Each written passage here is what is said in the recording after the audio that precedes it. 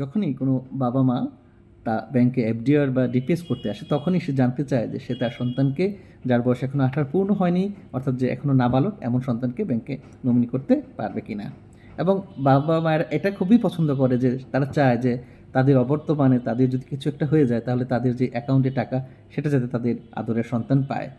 সেজন্য তাদের প্রথম পছন্দই থাকে তার অ্যাকাউন্টে নমিনি হিসাবে তার সন্তানকে মনোনীত করা।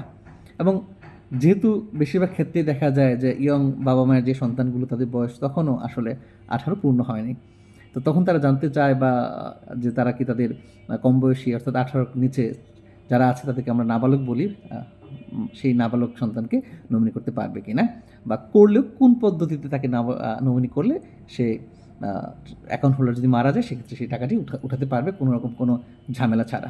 বেশিরভাগ ক্ষেত্রেই অনেক ব্যাংকার হয়তো এইসব অ্যাকাউন্ট হোল্ডার থেকে রিকোয়েস্ট করে বা পরামর্শ দেয় যে নাবালক সন্তানকে নমিনি না করার জন্য কিছুটা হ্যাসেল যেহেতু এখানে আছে, বা অনেকে এই আইনটি জানে না যে আসলে নাবালক সন্তানকে নমিনি করলে কী পদ্ধতিতে নমিনি করা যায় এবং কীভাবে হ্যাসেল ফ্রি সেই নমিনি অ্যাকাউন্টে টাকাটি পেতে পারে। বন্ধুরা, বাংলাদেশে মূলত ব্যাংক কোম্পানি আইন 1991 সালের আইন অনুসারে বাংলাদেশের ব্যাংকগুলো পরিচালিত হয়। এছাড়াও বাংলাদেশ ব্যাংক বিভিন্ন সময় বিভিন্ন সার্কুলারের মাধ্যমে ব্যাংকগুলোকে নির্দেশনা দেয় কীভাবে তাদের ব্যাংকিং কার্যক্রম পরিচালিত হবে। এই ব্যাংক কোম্পানি আইন 1991-এর 103-এর এক ধারায় বলা আছে যে ব্যাংক কোম্পানির নিকট রক্ষিত কোনো আমানত যদি একক ব্যক্তি বা যৌথভাবে একাধিক ব্যক্তির নামে জমা থাকে তাহলে উক্ত একক আমানতকারী এককভাবে বা ক্ষেত্রমতো যৌথ আমানতকারীগণ যৌথভাবে নির্ধারিত পদ্ধতিতে এমন একজন বা একাধিক ব্যক্তিকে মনোনীত করিতে পারিবেন।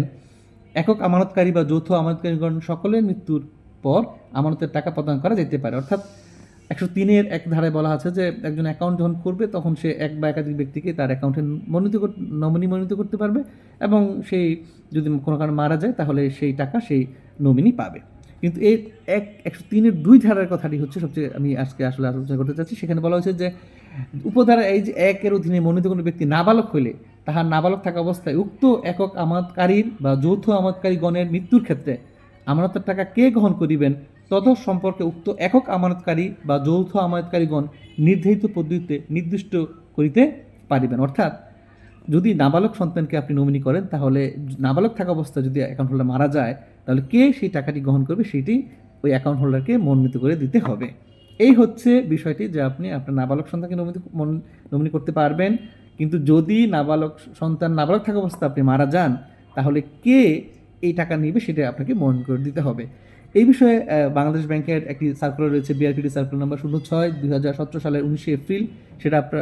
সেখানেও একই কথা বলা হয়েছে কিভাবে নমিনি টাকা পাবে এবং নাবালক সন্তান পাবে। এছাড়া এই আইনটাকে ঠিক আরেকটি সার্কুলারের মাধ্যমে বাংলাদেশ ক্লিয়ার করেছে, সেটা হচ্ছে ডিএফআইএম সার্কুলার নম্বর 12 জুন 2017 সালে সেই সার্কুলারটি এসেছে। আমি স্ক্রিনে আপনাদেরকে দেখে দেবো, যেখানে স্পষ্টভাবে এই বাংলাদেশ ব্যাংকের 103-1 এবং 103-2 ধারাকে ব্যাখ্যা করা হয়েছে।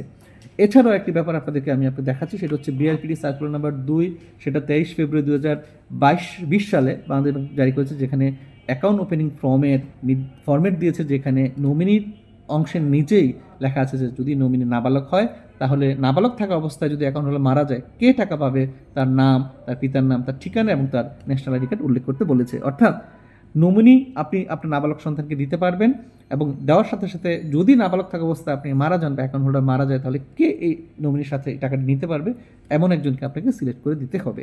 এই পদ্ধতিতেই আপনি আসলে আপনার নাবালক সন্তানকেও নমিনি দিতে পারেন, যার ফলে যদি আপনি কোনো কারণে বা অ্যাকাউন্ট হোল্ডার কোনো কারণে মারা যায় তাহলে নাবালক সন্তানের গার্ডিয়ান হিসাবে সেই মনোনীত ব্যক্তি ব্যাংক থেকে টাকা উত্তোলন করতে পারবে। ফেসবুকের একটি সমস্যা আমি আপনাদের সামনে বলেছিলাম যে এই ধরনের সমস্যা হয় যদি আপনি নাবালক সন্তানকে নমিনি করেন কিন্তু নাবালক থাকা অবস্থা আপনি মারা গেলে কে টাকা নিবে সেটা নির্দিষ্ট না করেন, সেক্ষেত্রে পরবর্তীতে সেই নমিনি টাকা পেতে একটু ঝামেলার শিকার হতে পারে। ব্যাংক টু ব্যাংক বিভিন্ন নিয়মের বেড়াজাল আবদ্ধ হতে পারে, বিভিন্ন জায়গা থেকে সার্টিফিকেট আনতে হতে পারে, ইউনিয়ন পরিষদ থেকে বা কোর্ট থেকে। সেই জন্য আপনি অবশ্যই নাবালক সন্তানকে নমিনি করলে অবশ্যই অন্য একজন ব্যক্তিকে মনোনীত করবেন, যে নমিনি নাবালক থাকা অবস্থা যদি অ্যাকাউন্ট হোল্ডার মারা যায় তাহলে কে নমিনির পক্ষে এই টাকাটি গ্রহণ করবে। সবাইকে ধন্যবাদ জানিয়ে আজকে ভিডিও এখানেই শেষ করছি। নমিনি নিয়ে আপনাদের আরও কোনো প্রশ্ন থাকলে অবশ্যই কমেন্টে জানাবেন, আর আপনাদের যে মন্তব্য আমাকে আরও বেশি ভিডিও বানাতে উৎসাহিত করে। আপনাদের ভালোবাসা নিয়ে আমি আরও ভিডিও বানাবো। আশা করি সবাইকে শুভেচ্ছা জানিয়ে এখানে শেষ করছি। ভালো থাকবেন। আল্লাহ হাফেজ।